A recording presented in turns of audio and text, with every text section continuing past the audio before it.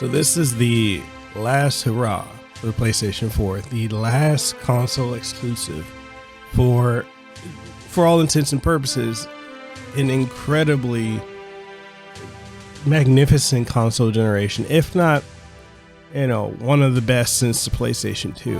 Like the PlayStation 4 has just been throwing out banger after banger after banger since launch. And, to get to this point where we're at the end of the console's life, and with the last, console exclusive coming out being Ghost of Tsushima, it's crazy. It's crazy to think that this is it. This is the last major exclusive, and I have to say this is probably the best exclusive that Sony has come out with, because it blows, The Last of Us Part 2, which admittedly that was a contentious title. It blows that out of the water. It blows Uncharted out of the water, and it's up there. It's even above Horizon Zero Dawn and God of War and Spider-Man. This is by far the best exclusive that's come out. So for this review, we're going to be covering why Ghost of Tsushima is not only the best PlayStation 4 exclusive to come out, but also the best samurai game to come out this generation. We've been in this, renaissance of revival of samurai games with the Neo series, with Sekiro, Shadows Die Twice, and even the remastering of Onimusha. So now we have Ghost of Tsushima, and yeah, we're going to dive into it and talk about why it's amazing. What's up, everyone? I'm Mikhail Casanova, Hawaii content creator. I'm the host of Hawaii's #1 podcast, the Casanova Podcast, and I also am a Twitch streamer, so catch my streams over on twitch.tv/Mikhail Casanova. We're going to go ahead and get into this video. We're going to talk about why you need to get Ghost of Tsushima, and with that being said, thank you to Sony for providing me the review code, and other than that, let's go ahead and get into it. Roll the intro.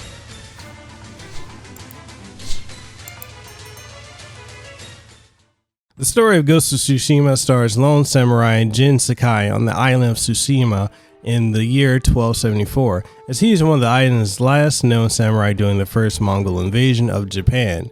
During this time, the Mongol Empire had been conquering country after country with their weaponry and military tactics that were relatively unknown to all whom they encountered them.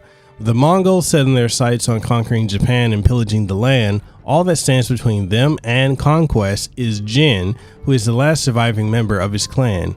Jin struggles to maintain the way of the samurai and the code of Bushido, as he comes to the realization that the ways of the sword that he has been trained in are ultimately ineffective against such a ruthless and barbaric force, and thus he must learn the ways of the ghost, which is a fighting style that is unconventional in the face of traditional kenjutsu, and use it to defeat the Mongols and protect the island of Tsushima and ultimately the entirety of Japan.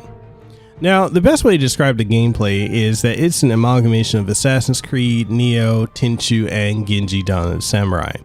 This game is open world and honestly makes you wonder why Ubisoft never made an Assassin's Creed in Japan, as this game honestly scratches that itch and then some with its truly living and breathtaking and breathing world. And it has so many interesting people to meet and interact with. The vistas are just majestic, and there's so many enemies to kill and engage in, and there's just so much going on.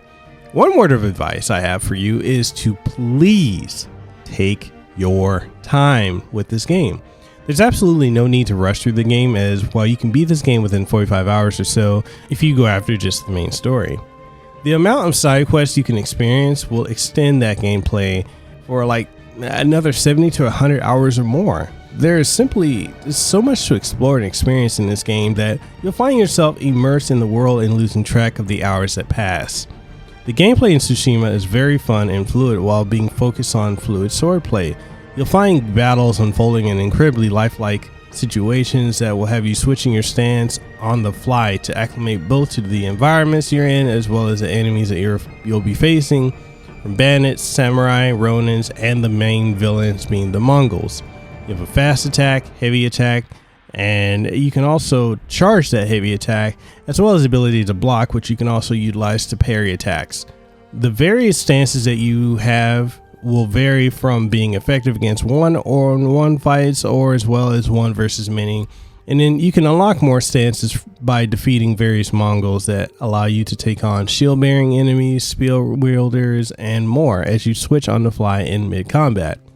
One thing you may be concerned about, given how a lot of games like this typically operate, is how enemies typically go after you one by one and not all at once, making combat feel oftentimes predictable and routine with how conservative enemies are at attacking you.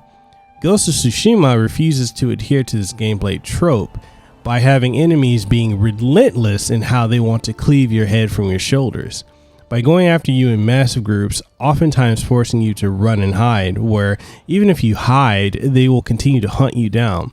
This is probably the most realistic enemy AI I've seen in a game thus far. Then there's the ghost tools that are not as honorable to use, such as the smoke bombs, kunai, black powder bombs, and more. They give you an upper hand in combat. The best way to describe the ghost mechanic is that it's psychological warfare to strike fear in your enemies by utilizing either stealth to kill as many enemies as possible, or utilizing theatrical and brutal killings. The standoff mechanic allows you to issue a challenge to your opponents and is a way to gain resolve points, which allow you to utilize special attacks, and is very much rooted in the real life way that samurai fought in feudal Japan. Duels are one-on-one with you and the boss, utilizing everything from your kenjutsu, kiai, and swordsman spirit. Duels feature different camera angles to give you a cinematic view of your battle with the bosses that you are engaging in, and because of how duels are handled, you won't have access to the ghost mechanics and tools. You can do various minigames such as following characters to shrines, writing haikus, and even practicing Aido by cutting bamboo, which boosts your various stats. A cool yet random feature is that you can even play your flute to change the weather. There's also the skill tree system, which is incredibly in-depth with options to help with exploration, stealth, ghost methods, and more. There's a tremendous amount of armor that gives you different buffs, and you can change their cosmetic looks and more. There's just simply so much to this game that I honestly won't say more, as I really want you all to experience this majestic experience on your own. Also of note, there's no microtransactions. Thank God Sucker Punch decided not to include any microtransactions in this game, and it really should be something other studios take cues from. Tsushima looks incredible. The game has a level of detail that rivals everything on the market right now, with the character models looking lifelike, with muscle inflections, skin blemishes and scars, and even individual strands of hair and the facial hair and eyebrows. I haven't seen a game go to this level of detail to blur lines of making a game look not like a game, if that makes any sense. The presentation of cutscenes from ink brush drawings with narration to the flowing of grass and cherry blossom trees and the fog from waterfalls and more all are photorealistic and atmospheric. Cutscenes utilize a cinematic letterbox style that brings you back to the days of the cinematic samurai movies such as Akira Kurosawa's films like Sanjuro and Seven Samurai, and even The Last Samurai and more. The island of Tsushima is jaw-dropping, with its flora and fauna looking simply majestic. I haven't seen nature look so beautiful in the game before, and to give an example, there are times when you're running in the forest with the wind blowing, with leaves flying around and dust kicking up, with a red setting or rising sun, and honestly, just imagine running around in that kind of environment with no loading screens to generate these effects. One word to describe the audio in this game is majestic. And yes, I know I'm using majestic a lot, but honestly, everything from the sound of steel on steel and steel on bone sounds as realistic as you'd imagine they'd sound. The ambience of nature, such as the rustling of grass and even the flowing of the wind and rain, waterfalls, falling down cliffs, and the voice acting are all just majestic and have set a new standard for what we should expect in cinematic games such as these. Sucker Punch did so well with the audio that in the midst of combat you can utilize audio cues to know where your enemies are coming from and attacking, as well as where flying arrows are coming at you. And if you pay close enough attention, then you can use this to your advantage. Now, I've talked about a lot of the upsides of this game, but what are the downsides? And honestly, a lot of the NPCs do not look very well in comparison to the majority of the main cast that you meet, and on top of that, a lot of the characters not looking good. You'll also run into a lot of lip syncing issues, being all over the place with it. It's either spot on or incredibly off, and no matter if you're playing this with English or Japanese, you're gonna run into some type of issue. Honestly, that's just about the only issues I ran into in my gameplay. I don't really have any other critiques or even, you know, personal tips with things that I've experienced. That was it. Now, wrapping everything up and giving you the final verdict, we're clearly in a samurai boom with games such as Nioh 1 and 2, Sekiro, and the remaster of the original Onimusha. And now we have the magnum opus of samurai games in Ghost of Tsushima that is head and shoulders above anything that is on the market.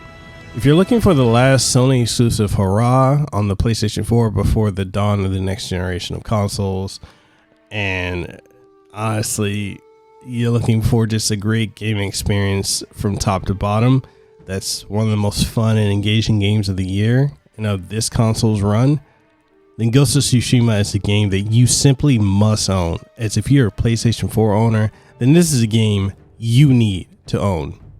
And that's the video. That's it.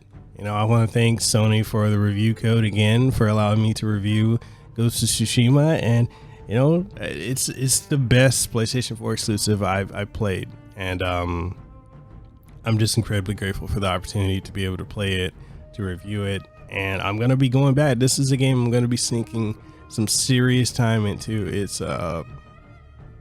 It's truly something else. Like, it's an experience. Like, if you thought Nioh was great, if you thought, you know, if you thought Sekiro was great, which won Game of the Year last year,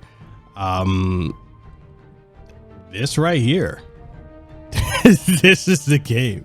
It's crazy. So with that being said, I want to know what your guys' thoughts are. Do you have Ghost of Tsushima? And if so, what do you think of it? Is it a game that you're truly enjoying?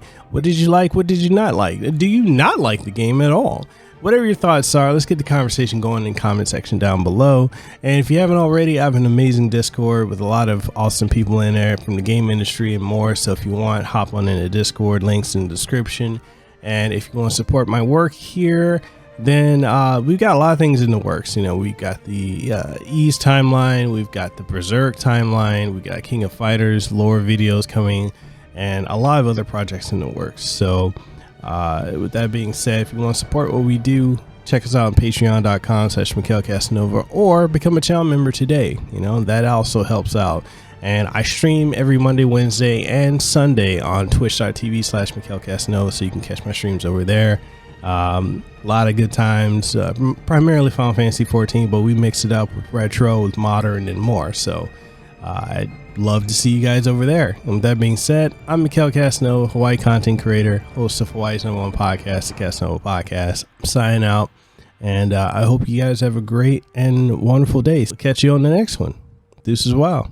Hey, you made it to the end of the video. Congratulations. And since you made it here, why don't you go ahead and hit that subscribe button. Like the video if you enjoyed it. And you can always check out MikhailCasanova.com. If you want to support the content, we've got Patreon, as well as channel memberships and super chats. And with that being said, this is Mikhail Casanova. I enjoy you guys. I hope you have a great one. Mahalo, and see you next time.